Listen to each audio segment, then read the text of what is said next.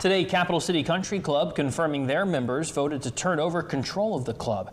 Now, an outside group of investors will take over management. That includes Patrick Zalewski, a real estate developer and part owner of the Tampa Bay Rays.